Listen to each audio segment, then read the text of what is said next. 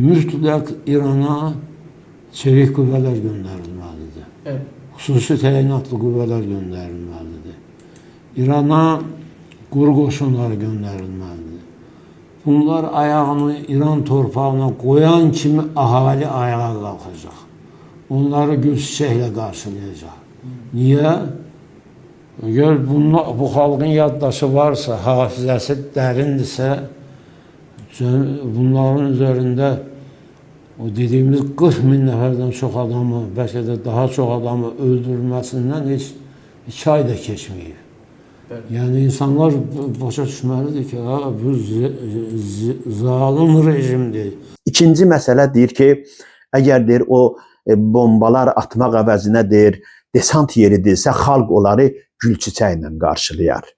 Dəyərli izləyicilər, görün nə qədər gülünc mövqedir. Bu insan burununun ucundan o tərəfi görmür ki, 100 gündən artıqdır milyonlarla insan gecəsini, gündüzünü küçələrdə keçirib, öz ölkəsini, dövlətini, hökumətini müdafiə eləyir.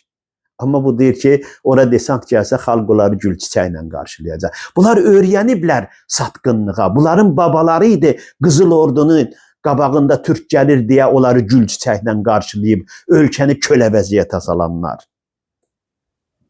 Bunlar görmürlər. Bu vaxta qədər deyirlər 3 min idi, sonra qaldırdılar 30 min elədilər. Bu nainsaf da utanmadan, yaşına başına hərəkət, hörmət eləmədən bunu qaldırdı, 40 min elədi. Və əl yeri qoydu ki, bundan da artıq eləmək olar. Yəni 40 min günahsız insanı edam olunan şəxsdir, ayağa qalxacaq və onlara dəstək verməyə gələn xarici gücləri gül çiçəklə qarşılayacaq. Bir dənə sualım var. Sən onu başa düşməzsən əlbəttə, amma sənin mövqeydə olanlara bir sualım var. 40 min günahsız insanı edam olunan bir xalqın 40 milyon üzvü öz hökumət rəhbərini axır mənzilə yola salmaq üçün o günün hərarətin isti vaxtında küçələrə çıxardımı? 7 kilometr uzunluğunda cənazə namazı təşkil edə bilərdimi? Hara baxırsınız, nə yeyirsiniz siz? Nə yedizdirirlər sizə ki, özünüzü belə rəzil vəziyyətə salmısınız? Dəyərli izləyicilər, xalqın düşüncələrini xəstə vəziyyətə salan bunlardılar. Utanmadan bu xalqın qarşısına çıxıb belə yalanları danışaraq xalqı qarşı-qarşıya qoyan bunlardılar. Bu tək deyil. Bu tək siyasi arenada deyil. Bunun sırasına İsrailin adını əbədləşdirmək üçün pakt tikdirməyi təklif edən deputatlar da daxildilər. Siyasilər də daxildilər. Gecə-gündüz bu xalqları qarşı-qarşıya qoymaq üçün canfəşanlıq eləyən media mənsubları, ictimai xadimlər, məmurlar, bunların belə deyək ki, yalanlarına uymuş ictimaiyyət hamısı bu gündədir, eyni sıradadır. Ayıq olmaq lazımdır, dəyərli izləyicilər. Bunlar 5 günlük dünyanın 5 manat, 3 manatına görə şəxsiyyətini, mənliyini, kimliyini satmış insanlardılar. Bunlar insanları aldatmağa çalışırlar.